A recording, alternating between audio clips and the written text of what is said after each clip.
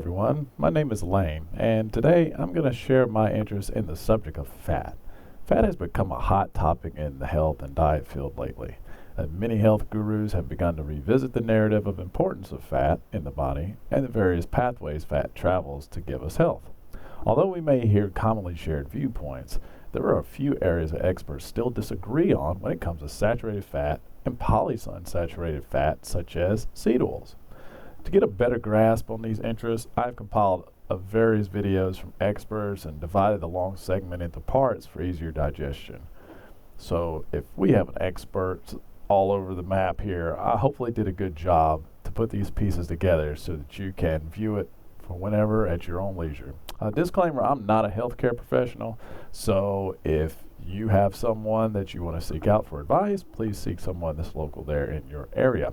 Our objective by the end of this video series is to get a better understanding of how fat metabolizes in the body, along with the process of cholesterol and bile production, identify commonly consumed fat types, and then we're going to provide an argument for or against saturated fat, and provide some arguments for or against seed oils.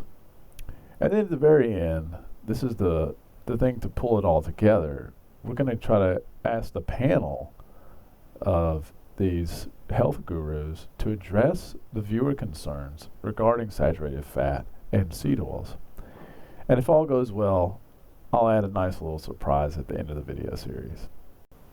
So without further ado, let's go ahead and watch our first part on understanding fat process and cholesterol. Well, the main types of fats that we get from foods are triglycerides. So in this video, we're going to take a very basic look at how our bodies digest and absorb these molecules. A triglyceride consists of a glycerol unit and 3 fatty acid chains. Triglyceride molecules are nonpolar molecules, meaning they don't mix with water, so they're hydrophobic or water-fearing, so to speak. When we eat some fat molecules, an enzyme called lingual lipase is released in saliva in the mouth. However, this enzyme is not actually activated in the mouth. Next, the fat molecules and the saliva with the lingual lipase enzymes is swallowed and enters the stomach. The highly acidic environment of the stomach activates the lingual lipase enzymes, which are also joined by gastric lipase, which are enzymes released by chief cells in the stomach. These enzymes begin the digestion of fat molecules by breaking some of them into a diglyceride and a fatty acid. These lipases act on about 30% of the triglycerides. Next, the fat molecules enter the small intestine from the stomach. Because the fat molecules are hydrophobic or water-fearing, they enter into the small intestine as large fat or lipid masses. So the body must first break down the larger masses into smaller droplets, which is called emulsification. They are broken down into smaller segments by bile salts and phospholipids, which are part of bile that is released by the gallbladder into the small intestine. Bile salts and phospholipids have a hydrophilic water-loving region and a hydrophobic water-fearing region. So the hydrophobic water-fearing region of the bile salts positions themselves around the hydrophobic water-fearing fat, as you can see here, forming what is called emulsion droplets. Now, pancreatic lipase, which is an enzyme released from the pancreas into the small intestine, has greater access to the fat and can digest or break them down into mainly monoglycerides and free fatty acids. These then associate with bile salts and phospholipids to form micelles, which are much smaller than emulsion droplets. Basically, the micelles transport the monoglycerides and fatty acids to the membranes of the enterocyte cells of the small intestine, where they diffuse or are absorbed across the cell membrane into the cell. Once inside the enterocyte cell, the fatty acids are reattached with the monoglycerides to reform triglycerides. The triglycerides, along with other lipids, are then sort of wrapped with protein to form a lipoprotein called a chylomicron. On the other side of the enterocyte cells, these chylomicrons are too large to enter into blood capillary walls, so they enter into lacteals, which are lymph capillaries. The chylomicrons are then transported through the lymphatic vessels and eventually enter blood, where they are delivered to the liver, fat tissue, muscle tissue, and to other tissues as well, where they can be stored or used by cells. So folks, that be the basics on how triglycerides or fats are digested and absorbed in our bodies. If you want to see how carbohydrates or proteins are digested and absorbed, I'll link those videos right there for you.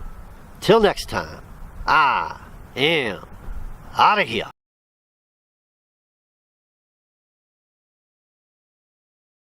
we're going to talk about absorption tonight. What that means is whatever you eat, be it a lipid, be it a protein, be it a vitamin, any other molecule, is going to go into our mouth, down our esophagus, into the stomach, and then it enters the small intestine.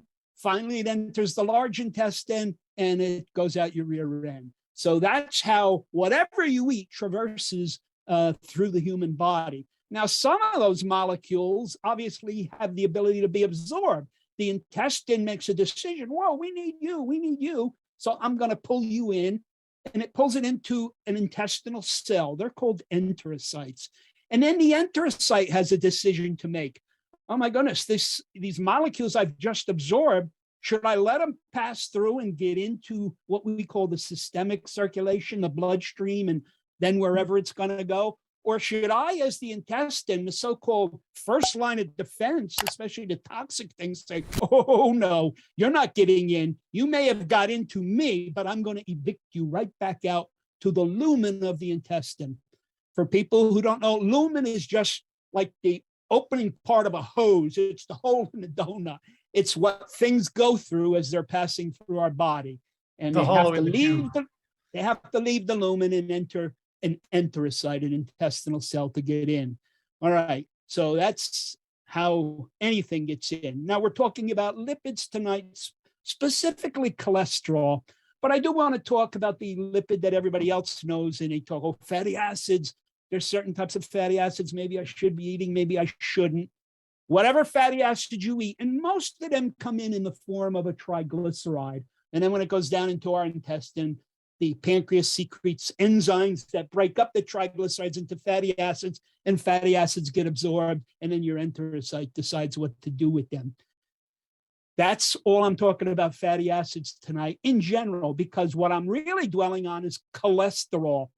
Fatty acid absorption has nothing whatsoever to do with cholesterol absorption. Even though anything can be absorbed, tonight we're talking about cholesterol absorption.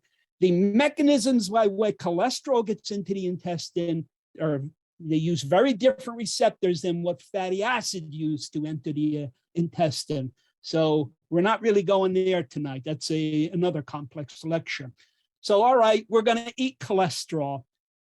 You mentioned eggs, but there's cholesterol in a lot of stuff. Believe it or not, even not many, but a few plants can even contain cholesterol. All right, but the vast majority of cholesterol that's going to be in a food that you're chewing and swallowing is not cholesterol. It's in a complex cholesterol molecule where the cholesterol molecule is attached to one of those fatty acids.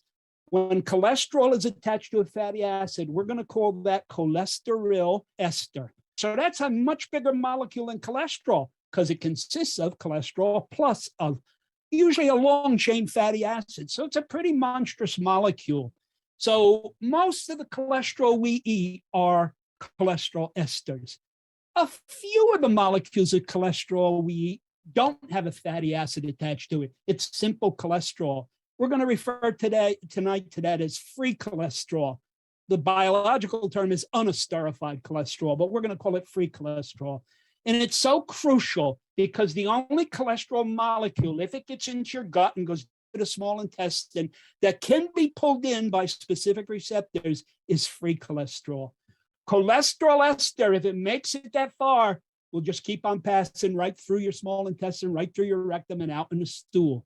But the intestine and working with the pancreas knows we're eating fatty acids. So the pancreas secretes enzymes that are called lipases.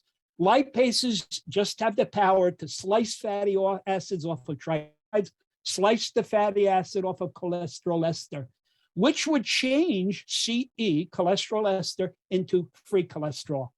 Good news, because that's the only cholesterol that the intestine can recognize and pull in.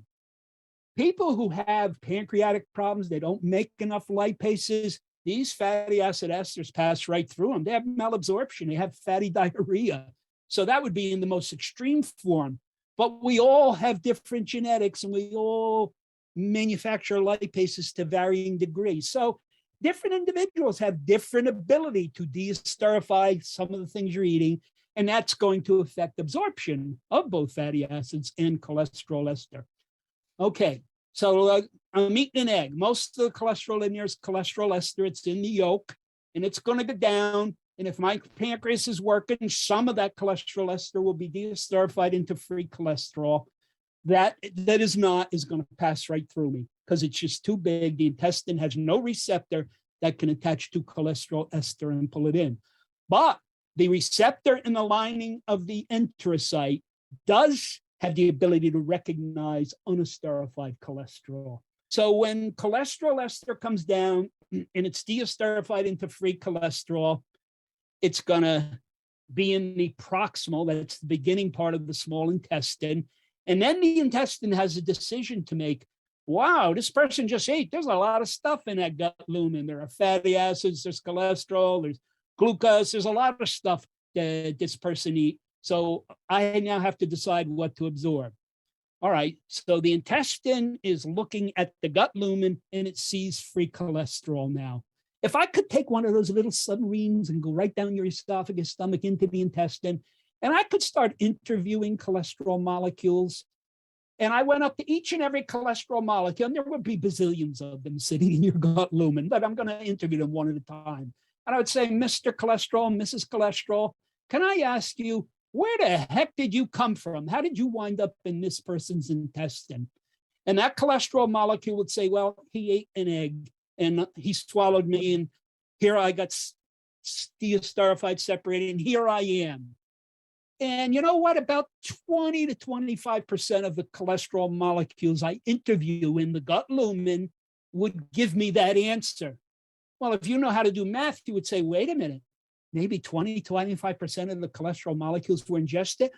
That means 75, 80, even 90% did not come through this human's mouth. How did they get into the small intestine? All the intestine knows is if I see free cholesterol, I might absorb it. It could care less how you got into the small intestine. So a little bit comes from what we ate. The overwhelming vast majority, there's another entrance to the small intestine that has nothing to do with your mouth or esophagus. As you know, Gil, as a doctor, our intestine is connected to our insides via a passageway from the liver to the small intestine. And that's called our biliary system, our bile ducts.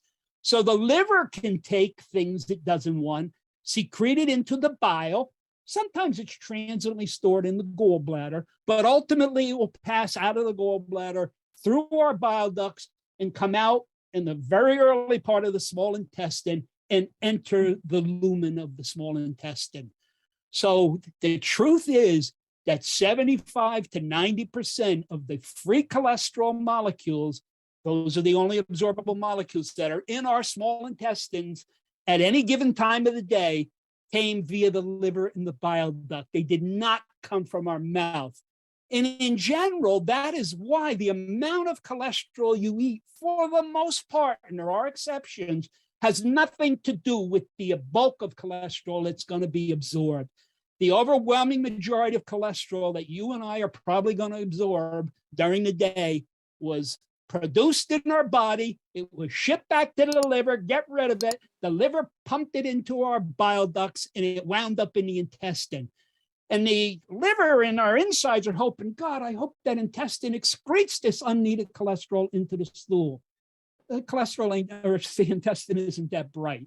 So the cholesterol X amount is going to be absorbed. So the majority of the cholesterol molecules that make up the pool of absorbable cholesterol have endogenous, meaning they were synthesized in your body and shipped back to the small intestine. Yes, some of the cholesterol you ate is going to be in that pool and is available for absorption. But in general, 7 to 8 out of 10 cholesterol molecules in your small intestine, you didn't eat. They were put there by your body.